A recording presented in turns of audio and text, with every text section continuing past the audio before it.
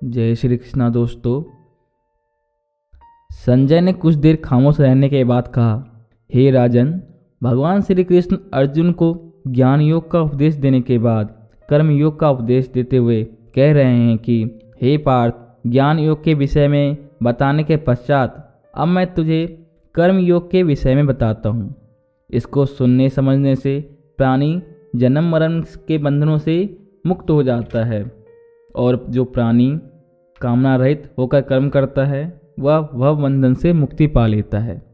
मेरा जो भक्त सदैव मुझे ही पुकारता है, मुझसे ही प्रेम करता है और अपने सब कर्म मुझे ही अर्पण कर देता है, मैं निश्चय ही उसका उद्धार करता हूँ।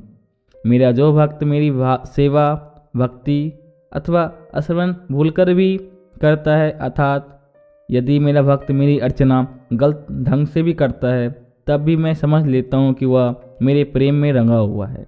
मर्यादा पुरुषोत्तम राम ने अपने प्रति भिलने की भक्ति और प्रेम को देखकर उसके जूठे बेर खाए थे। वह मेरा इससे पहला अवतार था। हे वीर पराक्रमी अर्जुन, मैं भक्त के भाव देखकर ही प्रसन्न हो जाता हूँ। उसकी भक्ति देखने में अवश्य थोड़ी है, लेकिन मेरे लिए पर्याप्त है। मेरा भक्त मुझे एक तुलसी दल या पुष्पमाला अर्पण करे अथवा मेरा नाम एक ही बार लेकर नतमस्तक हो जाए, यह भावना थोड़ी अवश्य है, लेकिन इसका परिणाम या फल बहुत बड़ा हो है। मेरा ऐसा भक्त जीवन मरण का बंधन काटकर मेरे अविनाशी पद में विलीन हो जाता है। हे अर्जुन, यहाँ मैंने अपने भक्ति की श्रद्धा और भक्ति का संक्षेप में वर्णन किया है। हे अर्जुन, मेरे भक्तों को केवल मुझसे प्रेम है। उन्हें मेरे चरण कमलों के प्रति प्रीति है। मेरे अलावा वे किसी दूसरे को नहीं जानते। मेरे नाम के अलावा उनके मुख से कोई अन्य स्वर नहीं निकलता तथा मेरे नाम के सिवाय कुछ और सुनना भी पसंद नहीं करते, क्योंकि यह उनका दृढ़ आत्मिक निश्चय है। जिनका निश्चय अथवा विश्वास मुझ में नहीं है, उनकी बुद्धि भ्रमित रहती है तथा मन भटकता रहता है। जो मीठी वाणी में अनेक श्लोक पढ़ कर लोगों को सुनाते हैं और अन्य देवी देवताओं की भक्ति का उपदेश देते हैं, वे तो नीरे मूर्ख तथा अंधे हैं, फिर भी अपने आप को पंडित कहते हैं और लोगों को भ्रमित करते हैं। अतः हे अर्जुन, अपनी बुद्धि को स्थिर रख। जिस प्रकार सागर मिल जाने पर मनुष्य अन्य छोटे छोटे जलाशयों की ओर दिखता भी नहीं है, उसी प्रकार जिसने ब्रह्म ज्ञान प्राप्त कर लिया उसे वेदादि ग्रंथों के अध्ययन की आवश्यकता नहीं होती। परमानंद ही ब्रह्म ज्ञान है। हे पार्थ, तू आत्मा के सत्य स्वरूप के साथ अपनी प्रीति जोड़। आत्मिक सुख इंद्रिय सुख से भिन्न है। जब आत्मा ब्रह्म सुख से जुड़ जाती है तो परम सुख की प्राप्ति होती है। हे अर्जुन, आत्मा के सुख और इंद्रियों के भोगों के सुख में बड़ा अंतर है। अब मैं तुझे एक दृष्टांत सुनाता हूँ। पर्यटन करके कुएं से जल निकालकर स्नान किया जा सकता है, उसका शुद्ध जल ग्रहण किया जा सकता है, परंतु कुएं में स्नान नहीं किया जा सकता और वस्त्रादि भी धोए नहीं जा सकते। तालाब अथवा नदी जल पीने योग्य नहीं हो सकता, क्योंकि वहाँ लोग वस्त्र धोते हैं और स्नान करते हैं। जब महाप्रलय में सातों समुंदर एक हो जाते हैं तो ऐसे अनंत जल में भी स्नान भी कर सकते हैं, वस्त्र भी धो सकते हैं और उस जल को ग्रहण भी किया जा सकता है। इसी प्रकार आत्मा ब्रह्म के साथ मिलकर अनंत सुख प्रदान करती है। मेरे सभी उपासक वर्मा, नारद या तपस्वी सब इस ज्ञान को जानते हैं। इसलिए हे अर्जुन, अपनी आत्मा के सुख के साथ जुड़। अपने क्षत्रिय धर्म का निर्वाह कर। कर्म करने से पहले फल मत मांग। कर्म करने पर फल की प्राप्ति तो अवश्य ही होगी। हार अथवा जीत में अंतर मत कर। दोनों एक समान मान और युद्ध कर। हे पार्थ, कर्म फल का लोभ त्याग कर बुद्धि योग का मार्ग अपनाने में ही तेरी भलाई है। बुद्धि योग होने से पाप पुण्य का क्षय होगा और तू भव बंधन से मुक्त होकर परम पद को प्राप्त होगा।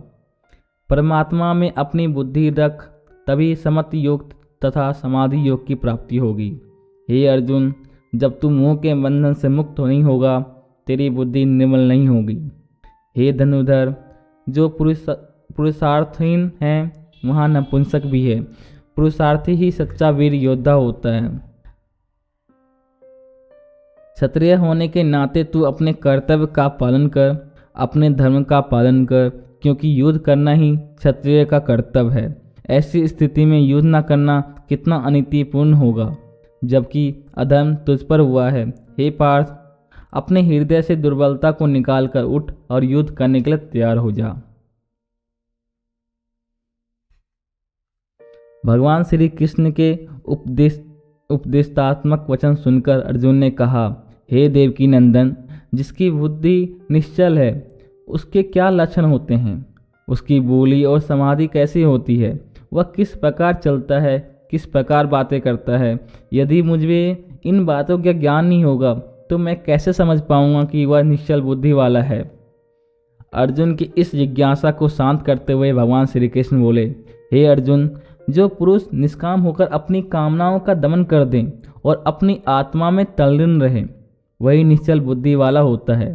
जो दुखी होने पर किसी प्रकार की चिंता ना करे और सुख की कामना ना करे, जिसका किसी से मोह ना हो, जो किसी के साथ वैर भाव ना रखे, कभी क्रोध ना करे, जो किसी के साथ वैर भाव ना रखे, कभी क्रोध ना करे तथा किसी से भयभीत ना हो, ऐसा पुरुष ही निश्चल बुद्धि वाला होता है।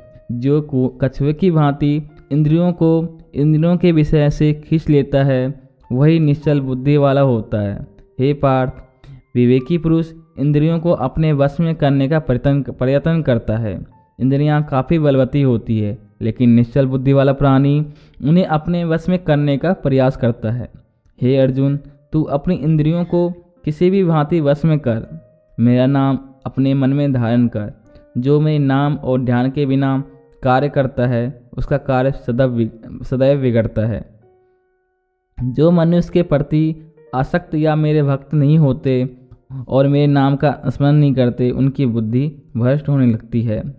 वे विषयों में आनंद तलाशते हैं और कामनाग्रस्त होकर अपने जीवन का सद्मार्ग ही मोड़ लेते हैं। अर्थात उनके मन में अनेक कामनाएं जन्मने लगती है। जब कामनाओं की पूर्ति नहीं होती, तभी क्रोध उत्पन्न होता है। क्रोध से लाभ तथा मोह पैदा होते हैं, जिसने चैतन्यता का नाश होता है। चैतन्यता के नाश होने से उसका भी नाश हो जाता है। जब बुद्धि भ्रष्ट या नष्ट होती है तो वह पशु समान हो जाता है। इसलिए मेरे भक्त सांसारिक मनुष्यों का साथ कभी नहीं करते। हे पार्थ, जो जीव इंद्रियों को अपने वश में करके भगवत परायण होता है, अर्थात विषय भोगों को भोगते हुए भी जिनकी आस्था मुझ में रहती है, उन्हें सांसारिक दुख एवं विकार आदि कभी नहीं सताते। जिन्होंने मेरी आज्ञा से मिला सुख मेरा प्रसाद समझकर भोगा, उन पर मेरी अपार कृपा होती है। वे मेरी कृपा से अब उनके तन मन के हर छोटे बड़े दुख का नाश होता है तथा उनका मन सदैव प्रसन्न रहता है। हे अर्जुन, अब मैं उन प्राणियों के विषय में बताता हूँ जो नास्तिक हैं। जो प्राणी मुझ में आस्था नहीं रखते और जिनका चित्त शांत नहीं है, ऐसे जीव ही नास्तिक भाव वाले होते हैं। जो ईश्वर को जगह जगह ढूंढते फिरते हैं, यही कारण है कि उनका मन अशांत रहता है। जिनका मन भटक रहा हो, वह सुखी कैसे रह सकता है? वस्तुतः शांत चित्त प्राणी ही सुखी रहते हैं, लेकिन जिनका चित्त अशांत रहता है, वह तो सुख की तलाश में केवल भटकते ही रहते हैं। जिस प्रकार पवन का झोंका नाव को किनारे नहीं लगने देता, उसी प्रकार मन के विषय में और विकार नास्तिक प्राणी को स्थिरता प्रदान नहीं कर सकते। मगर जो प्राणी विषय और विकारों से विचलित हुए बिना ही चित्त को एकाग्र कर लेते हैं, उनकी बुद्धि अवश्य स्थिरता आ जाती है। जब मन एकाग्रचित होता है तो विषय विकारों का उत्पन्न होना संभव नहीं हो पाता, जिससे बुद्धि स्थिर और दृढ़ रहती है। हे पार्थ, जब प्राणी रात्रि के समय सोता है, उस समय योगी का दिन प्रारंभ होता है। जब प्राणी का दिन होता है, तब योगी के लिए रात होती है। योगी रात के पहर में मेरा भजन करते हैं, जबकि नास्तिक विषयों में आसक्त हो जाते हैं। इसलिए जो योगी तथा मेरा भक्त है, वह कामना, मोह आदि सब त्याग कर अपना मन मुझ में लगाता है, जिससे उसे परमानंद की प्राप्ति होती है। हे कौन्तेय, जो प्राणी ब्रह्म को प्राप्त कर लेता है वह कभी भी माया के मोह में नहीं फंसता, क्योंकि उसका हृदय तो ब्रह्मानंद में लीन रहता है, जिसके फलस्वरूप माया आदि विकार उसका स्पर्श तक नहीं कर पाते। वह मोक्ष और मुक्ति पाने का सच्चा अधिकारी होता है।